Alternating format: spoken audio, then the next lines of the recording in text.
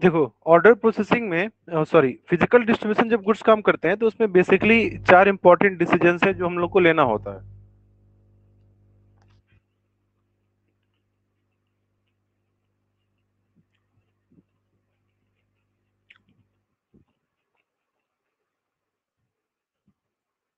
Where housing, और D inventory.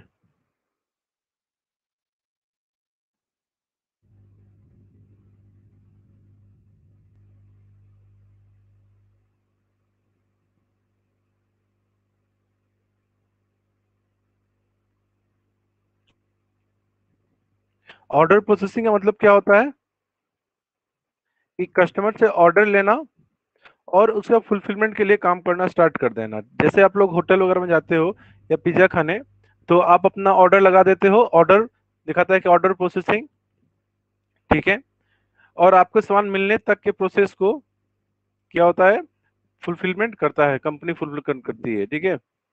यही है तुम्हारा ऑर्डर प्रोसेसिंग, ज्यादा नहीं, एक लाइन का बस मार्क्स, एक लाइन का बस लिख लेना है। ऑर्डर प्रोसेसिंग में क्या होता है कि कोई भी नया ऑर्डर लेने में और उसको कस्टमर तक पहुंचाने में, डिलीवरी करने में कितना समय, कितना प्रोसेस इन्वॉल्व रहेगा। तो order processing means the time and steps involve in between taking order from customer and delivery of goods. Customer से ऑर्डर लेना और कस्टमर तक कोई सामान को पहुंचा देना, इस प्रक्रिया में कितना समय लगता है, ठीक है, उसी को कहा जाता है ऑर्डर प्रोसेसिंग। जनरली कंपनियां क्या करती हैं ऑर्डर प्रोसेसिंग करने के लिए, कस्टमर तक सामान पहुंचाने के लिए सेल्समैन होते हैं जो घर पे आके आपको पहुंचा देंगे। जैसे आपने जोमेटो पे ऑर्डर किया कोई सामान, तो आपको सामान घर तक पहुंचा दिया गया, होम डिलीवरी कर दिया गया, ठीक है।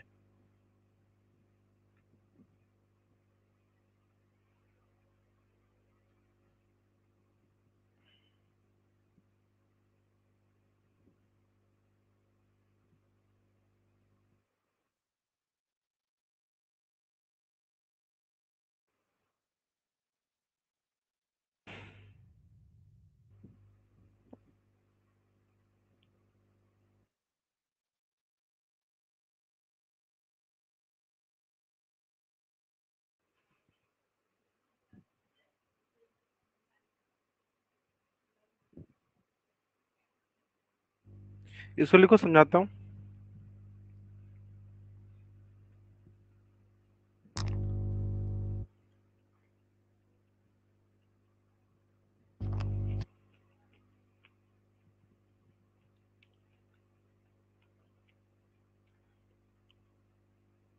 या एक काम कर, सुन ना, एक लाइन ही रहने दो, जरूरत नहीं है, ऐसे क्वेश्चन इसमें से आता नहीं है, इतना ही रहने दो, बाकी रहने दो, ज्यादा डिटेल में जरूरत नहीं है। ये बस ज्यादातर बस स्टेप्स पूछता है, उससे ज्यादा लिखने का जरूरत नहीं है।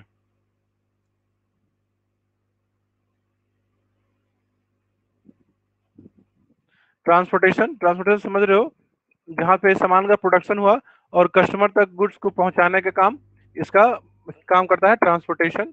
गुड्स अगर जिस भी जगह उसको नीड है उस जगह उसको पहुंचा दिया जाए, यही तुम्हारा ट्रांसपोर्टेशन में इंक्लूड होता है। वेयर हाउसिंग, वेयर हाउसिंग का मतलब क्या होता है कि कई बार कोई बहुत से सामान इमिडिएटली बिकते नहीं है।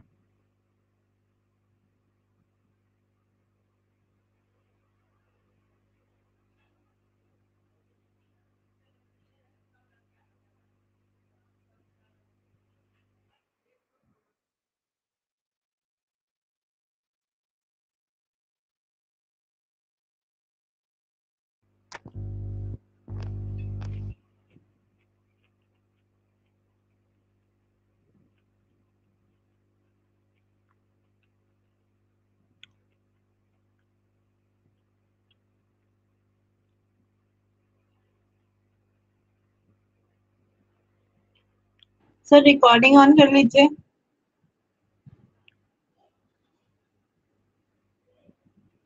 ओके, कुछ पूछो।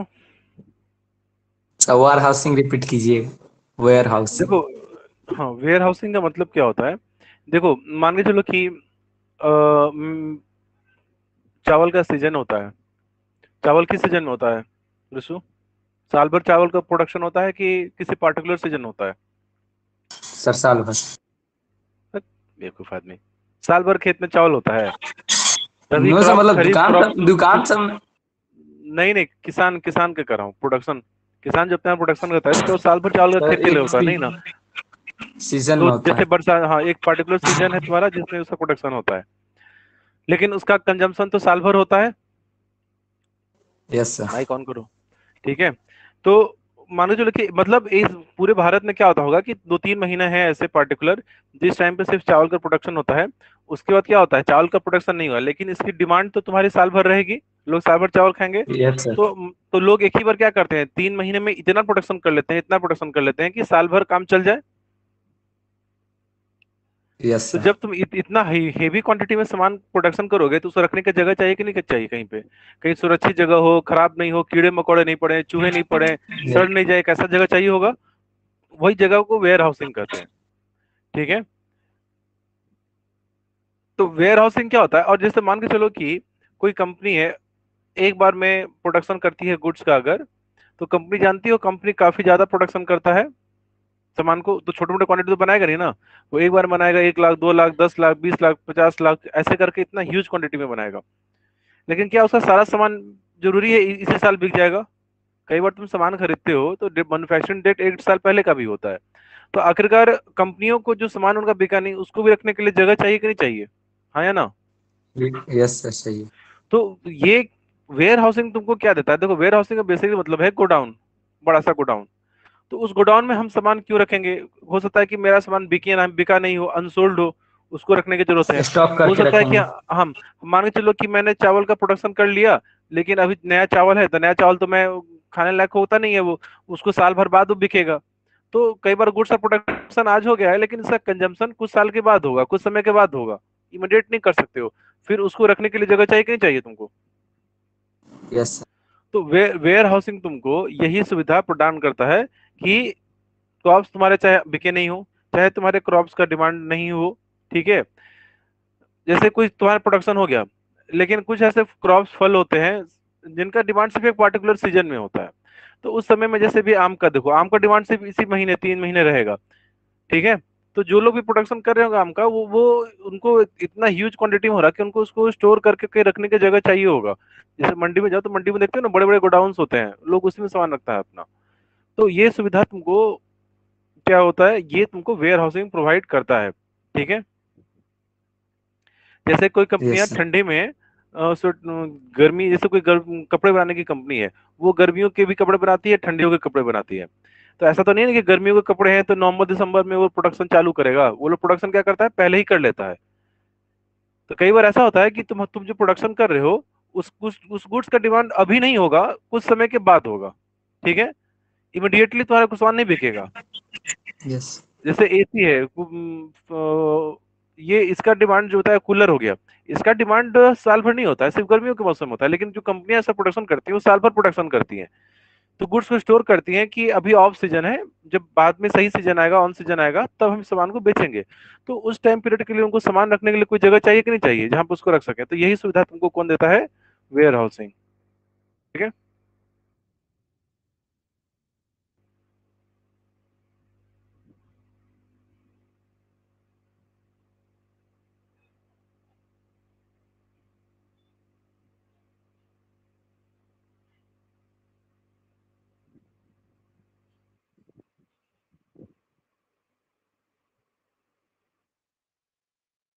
The club is in place to find the love.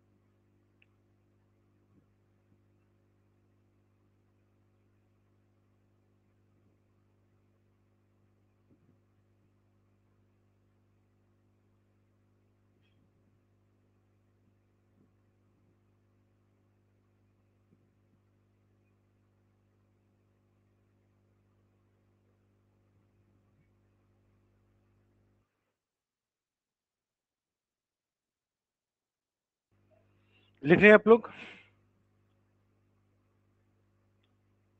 अब होता है देखो इन्वेंट्री। इन्वेंट्री का मतलब होता है स्टॉक। कितना सामान हम अपने यहाँ स्टॉक के रूप में जमा करें। इन्वेंट्री होता है, अब स्टॉक किसी भी चीज का हो सकता है। स्टॉक होता है जैसे तुम्हारा किराना का दुकान है अगर, ठीक है, तो तुम अपने यहाँ अलग अलग सामान बेचने के लिए स्टॉक रखते हो कि नहीं रखते हो? जैसे गेहूं का कुछ स्टॉक होगा, आटा का कुछ स्टॉक होगा, नमक का कुछ स्टॉक होगा। कहीं पे तुम जैसे कच्चा चना वगैरह रखते हो, वो रॉ मटेरियल है, ठीक है। ये सब क्या है, स्टॉक होगा। तो इन्वेंट्री का मतलब ये होता है कि तुम अपने यहाँ गुड्स का कितना स्टॉक, गुड्स कितनी मात्रा में जमा करके रखोगे, ठीक है। क्योंकि इन्वेंट्री जब भी डिमांड होता है, कोई भी प्रोड्यूसर अपने इन्वेंट्री में से ही सामान निकाल के बेचता है, ठीक है। तो अगर तुम्हारे पास गुड्स की पर्याप्त इन्वेंट्री होगी, इसका मतलब तुमको कभी किसी गुड्स की कमी नहीं होगी, ठीक है। जैसे मान के चलो कि मेरे यहाँ पर डे 20 लोग आते हैं जो एक एक पैकेट नमक खरीदते हैं। तो मैं अपने यहाँ हमेशा अगर 20 नमक का पैकेट रखूंगा, तो क्या मुझे कभी किसी दिन शॉर्टेज का सामना करना पड़ेगा? किसी दिन मुझे ऐसा होगा कि कस्टमर को खरीदने चला जाए खाली हाथ? ऐसा नहीं होगा, तो नुकसान होगा नहीं। तो इसी को कहते हैं इन्वेंट्री।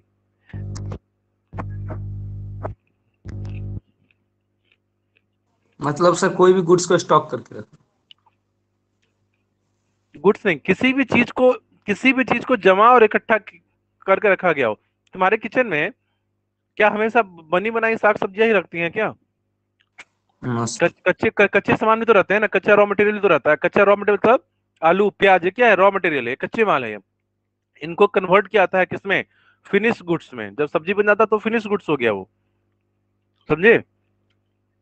तो यस सर। स्टॉक का मतलब होता है हर वो चीज का, चाहे वो रॉ मटेरियल हो। जैसे तुम्हारा, जैसे सब्जी हो गया तुम्हारा, वो क्या है? कच्चा सब्जी जो खरीदते हो, वो है तुम्हारा रॉ मटेरियल, ठीक है। जो तुम्हारे घर में बिस्कुट रखा होगा, नमकीन होगा, वो क्या है? Finish goods. कि अगर मान के चलो कि तुम्हारे गेस्ट आते हैं, तो तुम्हारे पास अगर बिस्कुट रहेगा हमेशा, तो ऐसा होगा ना कि हाँ, उनको हर दिन अच्छे से खातेदारी हो जाएगा, ट्रीटमेंट हो जाएगा। तो इन्वेंट्री यस। कहते हैं कि किसी भी चीज का स्टॉक हो, किसी भी चीज का। गुड्स का मतलब होता है रॉ मटेरियल, गुड्स का मतलब होता है फिनिश गुड्स, गुड्स का मतलब होता है सेमी फिनिश गुड्स। ये तीन चीजों का स्टॉक हम लोग को हमेशा अपने पास पर्याप्त मात्रा में रखना चाहिए। एक अगर मान के चलिए, मैं बिस्कुट बनाने की कंपनी अगर मेरे पास है अगर, तो बिस्कुट बनाने के लिए मुझे मैदा चाहिए। तो मैं देखूंगा ना कि पर डे मेरे यहाँ से कितना सामान लोग खरीद के लेके जाते हैं। अगर पर डे मेरे यहाँ से 10 ट्रक सामान जाता है, पर डे बिस्कुट 10 ट्रक, तो मुझे 10 ट्रक को बनाने के लिए जितना बिस्कुट होगा, उसके लिए जितने मात्रा में मुझे मैदा चाहिए, वो मुझे रखना होगा कि नहीं रखना होगा? तभी तो मैं उसे प्रोडक्शन करूंगा, तभी तो डिमांड बनेगा। उसी तरीके से वो मान के चलो कि कोई रिटेलर है, उसके यहाँ पर डे 50 पैकेट बिस्कुट लोग खरीदते हैं। तो बिस्कुट क्या है? फिनिश गुड्स हो गया। वो फिनिश गुड्स का पर्याप्त मात्रा में स्टॉक रखना होगा, हाँ या ना? देखो, अगर कम रखेंगे तब तो नुकसान होगा कि नहीं होगा? और मान के चलो 50 से ज्यादा मैं रख लेता हूँ, मैं अगर 100 रख लेता हूँ, सामान मेरा कितना बिकेगा? सिर्फ 50, हाँ या ना? अब क्या है कि वो एक्स्ट्रा जो 50 सामान है, एक्स्ट्रा 50 बिस्कुट है, अब उसको मुझे मान के चलो कि मेरे यहाँ रखा हुआ है, तो मुझे ध्यान देना होगा, नहीं देना होगा कि क्या कोई चूहा ना काट दे, कहीं चींटी न लग जाए। अगर मान के चलिए कि सिर्फ मैं 50 सामान रखता, 50 बेच देता, तब तो मुझे कोई खर्चे नहीं होते ना, मुझे मुझे बाकी सामान पर कोई ध्यान देने की जरूरत नहीं होती, क्योंकि जितना था सब बिक गया। लेकिन अगर तुम जरूरत से ज्यादा या जरूरत से कम स्टॉक रखते हो, तब तुमको नुकसान होता है। देखो, कम रहेगा तो समझ रहे हो कि सामान का सेल्स कम होगा। लेकिन अगर ज्यादा सामान रखोगे, तो इसका मतलब उसको तो मेंटेन भी तो करना पड़ेगा, उसको सुरक्षित रखना होगा कि नहीं रखना होगा? उस पर तुम्हें खर्चे इनकर करने होंगे। इसीलिए ये बोला जा रहा है कि इन्वेंट्री जो होता है, उसको बहुत ही, कितना इन्वेंट्री रखोगे, ये बहुत ही इंपॉर्टेंट डिसीजन होता है। कम इन्वेंट्री में नुकसान हो जाएगा, ज्यादा इन्वेंट्री में भी नुकसान होगा। तो जो सबसे आइडियल क्वांटिटी है, जो सबसे सही है, सटीक है, सिर्फ उतना ही स्टॉक रखना चाहिए, ठीक है। समझे कि नहीं समझे? यस।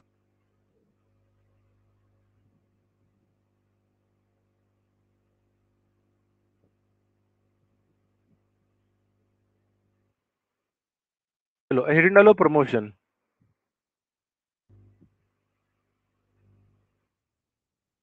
प्रमोशन तो समझते हो, प्रचार करना, एडवर्टाइजमेंट करना।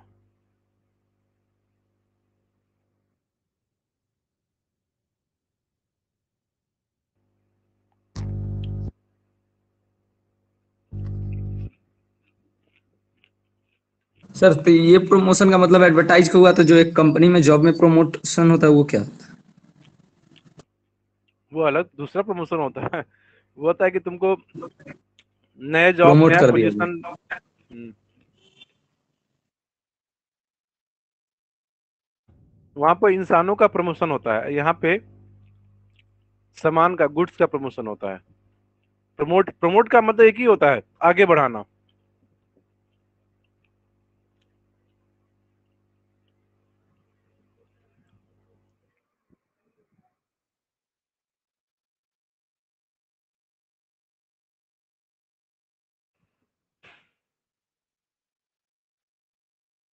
यहाँ से अंडरलाइन करके लिखना।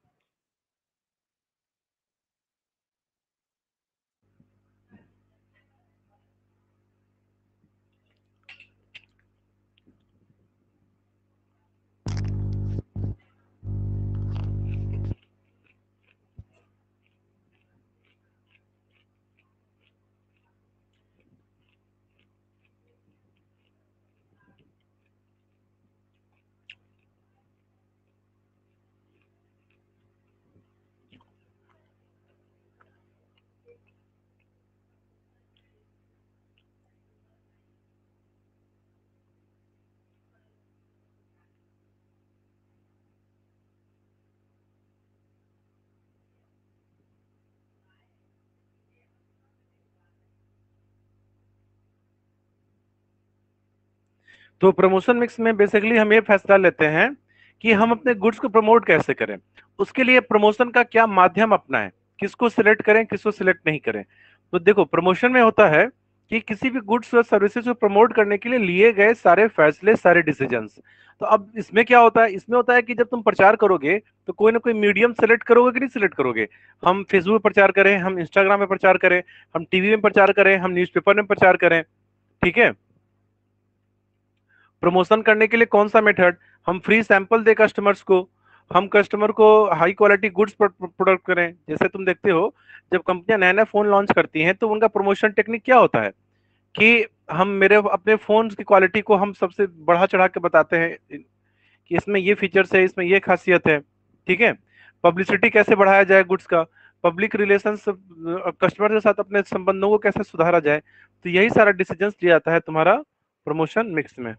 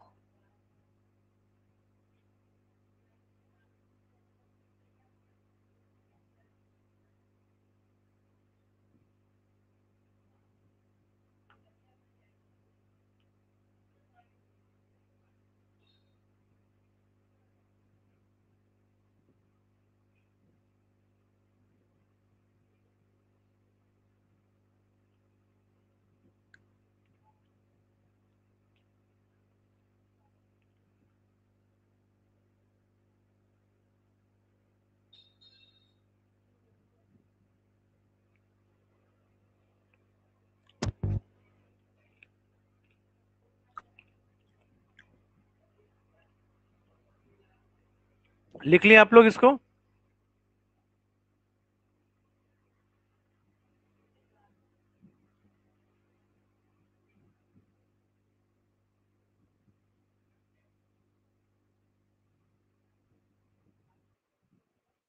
प्रमोशन टूल्स में बेसिकली 4 एलिमेंट्स होते हैं।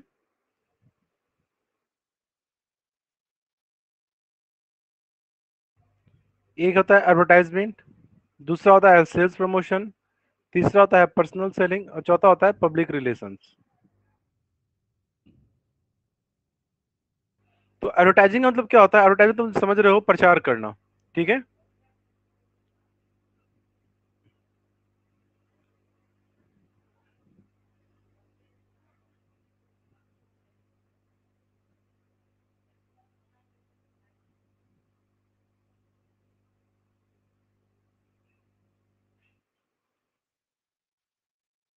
एडवर्टाइजमेंट में लिख लेते हैं, एक लाइन का है, ध्यान से इसको देखना।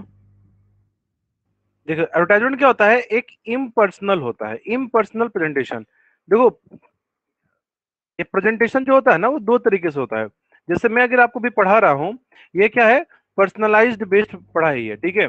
अगर यही मैं तुमको क्लास करने के लिए मैं अगर ऑफलाइन वीडियो दे दूं, मतलब मैं पर्सनली खुद तुमसे इंटरेक्ट नहीं करूं और मैं अपना वीडियो तुमको दे दूं, ये कौन सा मेथड हो जाएगा? इम्पर्सनल।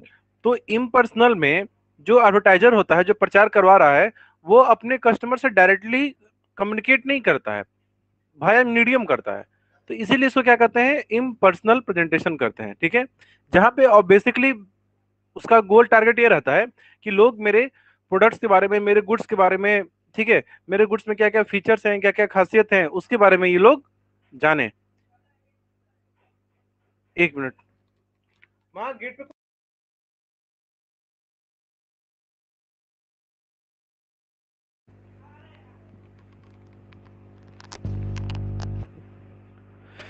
समझे आप लोग? एडवर्टाइजमेंट में क्या होता है कि कस्टमर, जो एडवर्टाइजर होता है, जो प्रचार करने वाला व्यक्ति होता है, वो इम्पर्सनली अपने गुड्स को क्या करता है, प्रमोट करता है, अपने गुड्स के प्राइसेस के बारे में बताएगा, फीचर्स के बारे में बताएगा।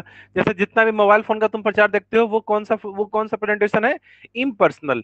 लेकिन जब तुम दुकान पे जाते हो सामान खरीदने के लिए, वो तुमको कुछ समझाता है, ये होता है पर्सनल एडवर्टाइजमेंट, ठीक है। अच्छा कई अच्छा कई बार देखे हो कि घर पे भी लोग आते हैं सामान बेचने के लिए, कहते हैं कि आप मेरा ये सामान ले लीजिए, आप ये सामान ले लीजिए, हमारे इस कंपनी का है। तो वो होता है personal form of communication.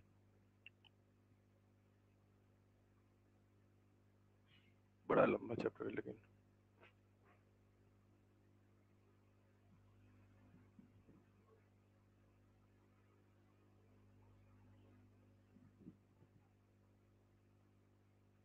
Okay okay, ये लास्ट टॉपिक है, इसका चैप्टर समाप्त हो जाएगा। कोई है क्या? मार हाँ बोलो। मार्केटिंग खत्म इतना जल्दी? अभी है, अभी देखो तो सही, अभी पहले काहे घबरा रहे हो? मतलब अभी तो सर आप एक बोले लेक्चर और लास्ट लगेगा। टॉपिक। मतलब ये प्रमोशन मिक्स ही लास्ट टॉपिक है, इसके बाद तुम्हारा अभी क्या, अभी एक हुआ है ना पहला, अभी तीन और है।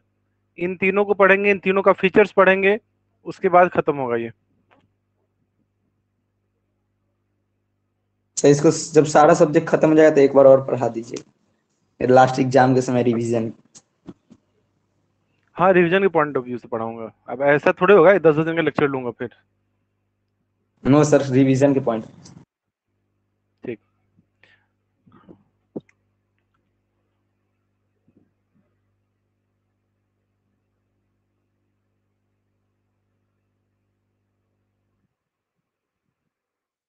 चलो, अच्छा सुनो ना, तुम लोग ऐसे मत लिखना, तुम लोग एडवर्टाइजमेंट 4 पॉइंट दे दो, फिर उसके बाद लिखना शुरू करो। गड़बड़ हो गया। मुझे तो कोई दिक्कत नहीं, मैं तो कॉपी पेस्ट मार दूंगा।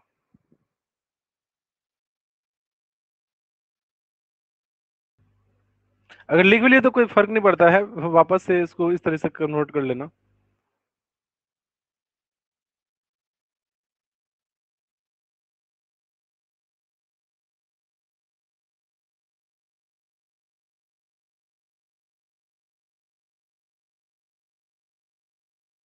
एडवर्टाइजमेंट का सबसे पहला फायदा क्या होता है, रिच, पहुंच। एडवर्टाइजमेंट के माध्यम से तुम बहुत ज्यादा कस्टमर्स तक एक बार में पहुंच सकते हो। हाँ या ना रिशु? पॉइंट सही है कि नहीं है? ये सब पहुंच सकते।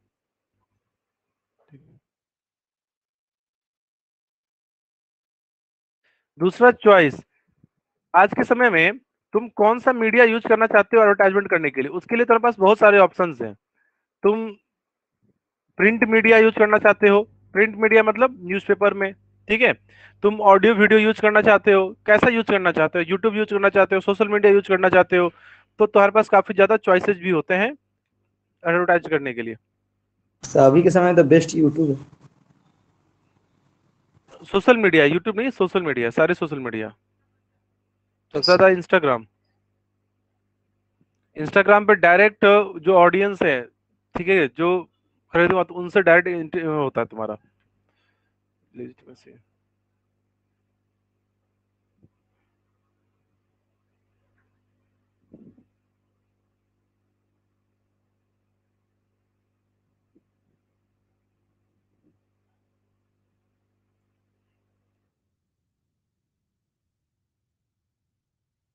टन टन टन टन टन टन टन।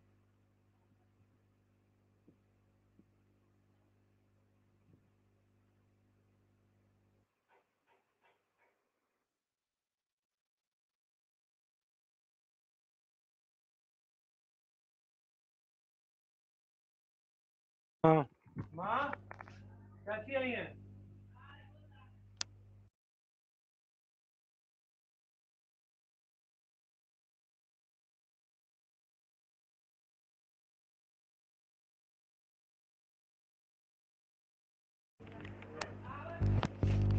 तीसरा होता है कस्टमर सेटिस्फैक्शन और कस्टमर कॉन्फिडेंस बढ़ता है। कैसे? क्योंकि एडवर्टाइजर ये प्रचार करता है कि हमारा गुड से ये बेनिफिट हुआ। जैसे कोई कई बार देखते हो टीवी पे दवाई मेडिसिन के बारे में प्रचार देता है, उसमें दिखाता है कि लोग ठीक हुए, वो दिखाता है कि नहीं दिखाता है कि मैं भी ऐसे बीमार था, मैं परेशान था, फिर मैंने ये दवाई यूज किया, मेरा बीमारी ठीक हो गया।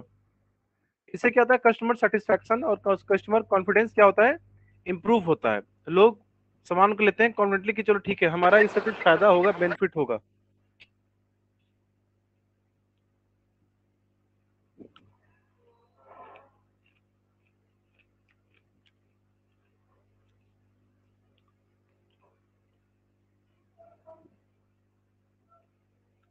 तब आज के क्लास के लिए इतना ही रहने देंगे, ठीक है। कल क्लास मेरा ऑफ है, सैटरडे को मेरी क्लास नहीं होगी। अगला क्लास अब मंडे को होगा, और मंडे ट्यूसडे मेरे ख्याल से ये 2 दिन में ही आपका, या मंडे को या तो ट्यूसडे तक ये पूरा कंप्लीट हो जाएगा। फिर कंट्रोलिंग चैप्टर स्टार्ट करेंगे, उसके बाद बीएसटी समाप्त हो जाएगा।